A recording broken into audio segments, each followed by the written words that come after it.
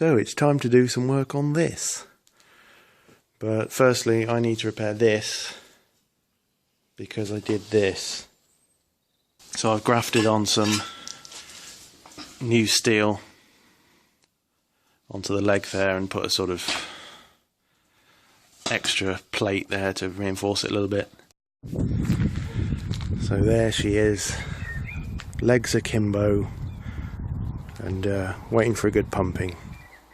It's the second major repair I've had to do. The first one, there's a big crease there where I tried to lift a milling machine with it and it was too heavy, so I welded some rod down there and then added this support there, and it's held since. So that was the next weakest part to go.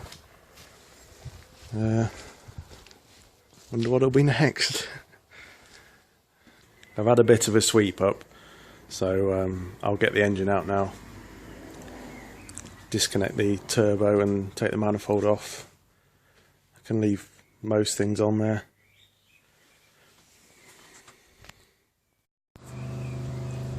This is my engine donor here. So yeah, just Lucas pump. Very dry engine, there's no major oil leaks. There's a bit around the breather and then a bit around the recirc valve, but D-seal and all down the back's nice and dry. Sam's coming up here in a minute in his ZX, so I'm hoping the seats are similar so that this absolute beaut of a car cover will fit straight on. It's like tweed booster. Set of new glow plugs as well. Radio hacked to pieces and not working. Boot latch mod here. Is the piece of wire going to the mechanism, which you then park on that bit of wire there. And likewise for the bonnet stay, the homemade clip there. Here comes an XUD beast.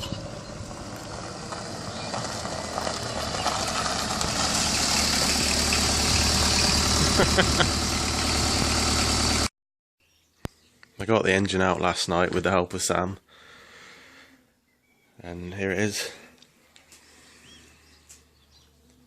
There's an old engine bay. I've had the idea of actually using a top mount intercooler this time.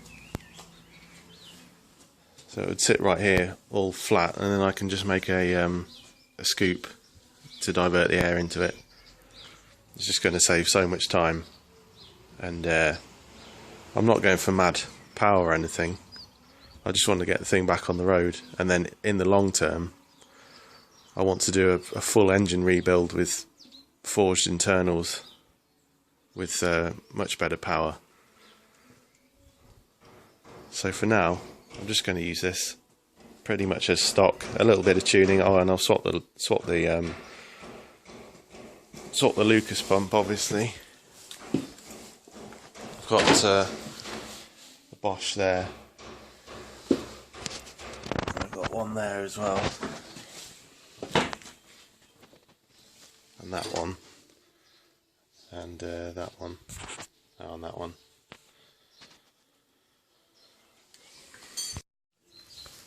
I've got the HDI flywheel on the XCD now, and I was nearly defeated for the day because these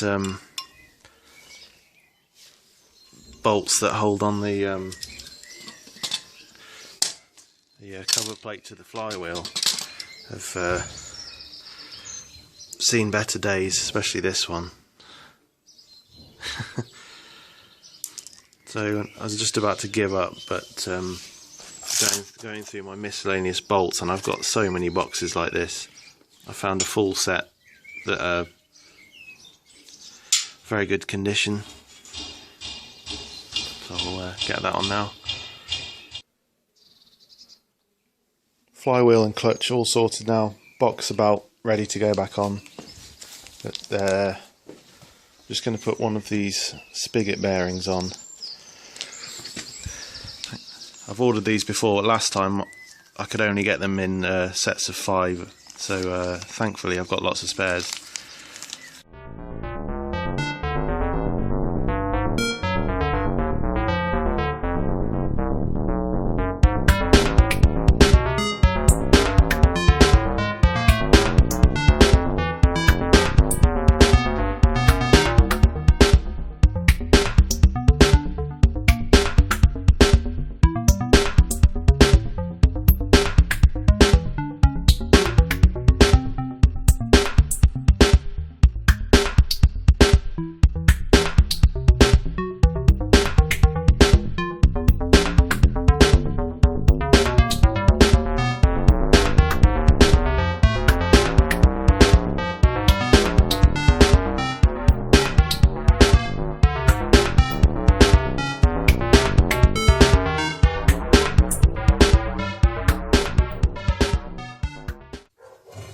I've got the gearbox and engine in, all mounts done, but it's been a right pain. It took about 3 hours.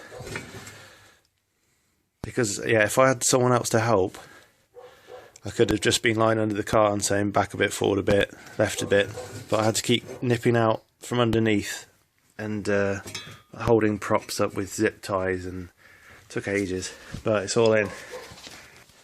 Yeah, next time I'm up here, just the connections to the starter, fuel lines. I'll probably get it running without the coolant just for like 30 seconds, and then I'll do a pump and injector change. I thought I'd leave them till they're in the car because access is really good in this car anyway. Plus, if the injectors take a bit of effort to crack off, then it's all mounted solid in the car. I've just balanced the rad roughly where it's going to go. Much better airflow than that setup I had before. So again, the aim is to get this back on the road quickly. So standard turbo, inlets, everything, just left them on. I know it was a really good running engine. Even left EGR on. Lucas pump has been decommissioned. So, she was there, now she's there. And, Tom here is changing over the studs to the Bosch setup. Oh yeah. And over here, I've just slackened off this pump to get this. I've slackened off the belt, I haven't slackened off the pump yet. And that's going to be going on the engine.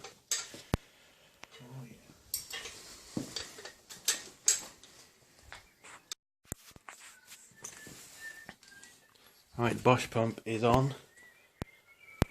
Pulleys on, belts back on. Just doing a few test spins.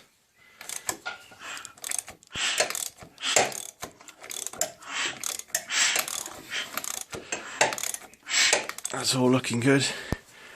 As you can see in the rear wheel drive application, the access to the front of an XUD is absolutely terrible.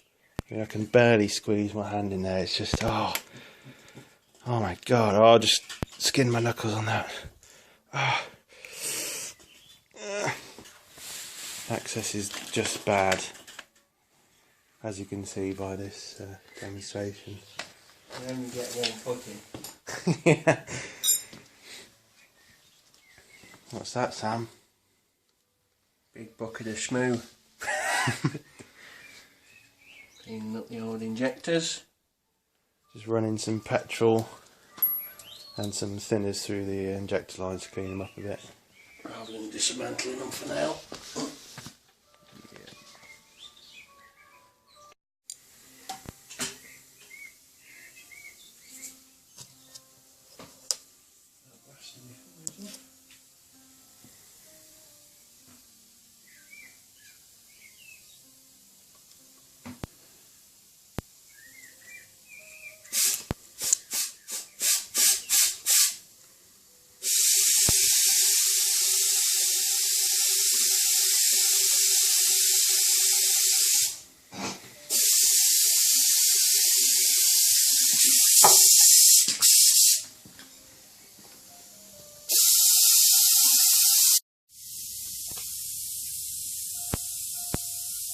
Right, quick update, Sam's been blowing hard. Right, we've been blasting a mixture of, this is old petrol from I think the VW Polo and some panel wipe, and been blasting them through. Oh, the lighting really is terrible in here. The old fuel lines. So I had a few sets to choose from, and some of them were just, well, it was barely getting through at all. But then tried these two. These are the best. Basically, inside here is some gunged up veg because they've been sat for a while. Yeah. So I think soaking in something and giving them a bit of a heat up should unblock them. Yep. But that'll be a future project. Sounds like veg. Right. Welcome to a first start video. True first start. Yeah. This is like, we literally have not cranked it one bit. At all. Got no water pipes pointing at you, have you? Because the engine's going to have a little bit in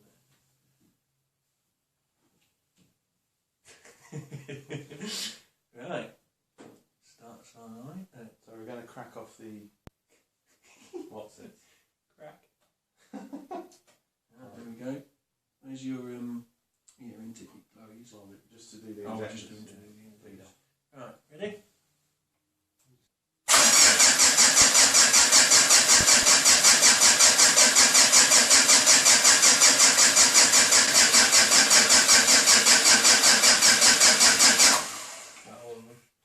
Right, ready? Yeah.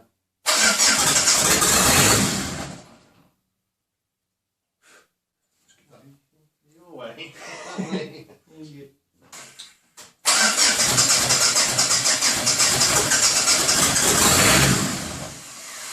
think they need bleeding a bit more.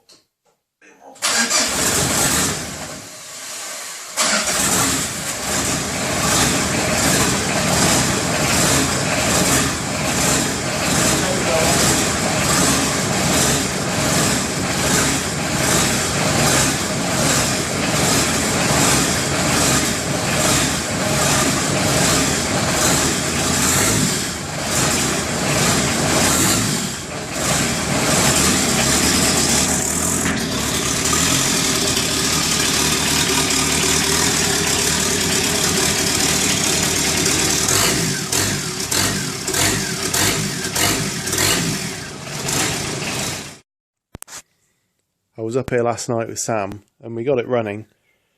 It was idling, it would rev. It was a bit rough though. Maybe still a bit there in the system. Pump's been stood a long time, so something could be a bit sticky in there. Old fuel as well. But also I looked up last night because I wasn't quite sure about which is the inlet and outlet. And I've got them the wrong way around, so I don't know how much difference that will make, but I'll swap them over now. I've never used that system before, because previously I've used an aftermarket inline filter, which had arrows on it. I couldn't get that wrong. I now got the intercooler back on, top mount, and we've bled the system a bit more. I got diesel in my eye.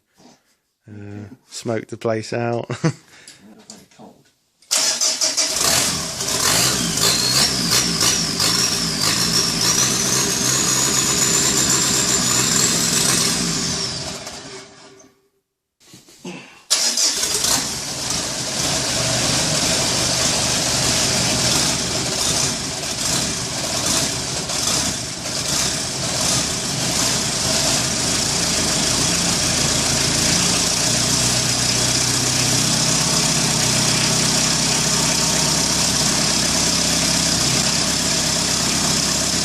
Cleared up, hasn't it?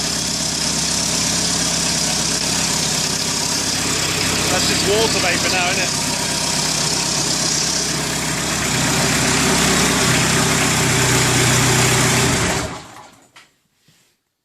Well, first time I've been up here for a while with really nice sunlight. So I'm continuing with mounting the radiator, and I've got this old mount from before. I've just got to cut off this bit for the intercoolers. Yeah, I've just got to make the bottom mounts and that's all done. I've just nicked these hinge strips off the 306 because they come with an M6 hole, which is what I need, and they'll do fine for mounts. And I've used some fuel line off the 306 as well, which I've snipped into strips to act as a rubber grommet there. Vid update here. Radiator mounted. I'm joining as many pipes together as I can using scavenged bits. So that's from a Mercedes. This is from Peugeot somewhere. That plastic is the outlet from the old radiator, which I've used as a joiner. And then it's a spare joiner I had left over. This is how the coolant system is now looking. I've reused as many pipes and clips as I can. All these are just scrap hoses from the 306. And this T section of rubber was off the 306 as well, which has replaced this one that I made. That was just a flat piece of steel which I bent round and welded up, and it was, yeah. So I've even reused some clips from the 306 engine bay to just hold things a bit neater.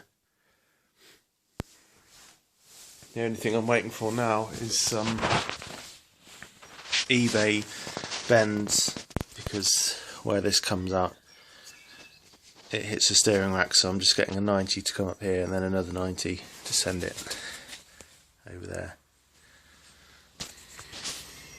Last night while I was sorting the cooling system, Sam was chopping about with the bog standard 306 exhaust, which comes out close to where the old exhaust went, so that old piece was taken off. Can make a bigger one. Yeah, that's about one of the few things I've bought for this poverty spec build, is this conical gasket for a couple of quid off eBay. And this is the middle box from a 306. So I just need to chop that bit off and put a tail piece of some sort on the end. That's the heater matrix bypass restrictor in place. So yeah, just that one last hose to do and then I'll be able to fill her up. Another evening up at the workshop. So far today I've reattached the clutch line, but I haven't bled it yet. Sam's on his way up, he can help me with that. I've teed off my boost gauge and I've connected, well, refitted my ETB water sensor. And after work today I went to the scrap yard, one that I don't normally go to. This one you have to wear a high-vis jacket, which was new to me, but they were good. And I just grabbed a few hoses to connect up to this one, but in the end this one here, which was from a Volvo, was about as perfect as you can get. So I've just fit that for now.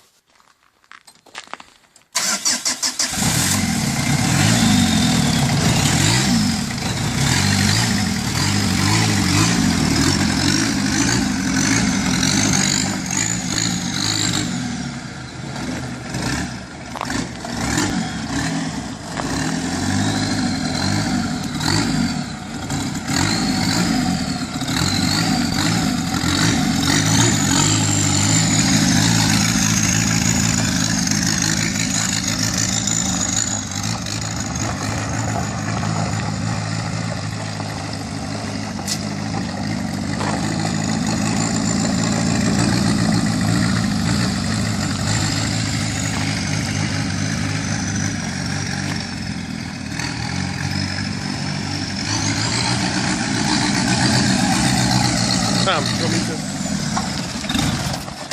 So try squeezy. Could be that vane pump here. Right. Here we go. Oh, okay.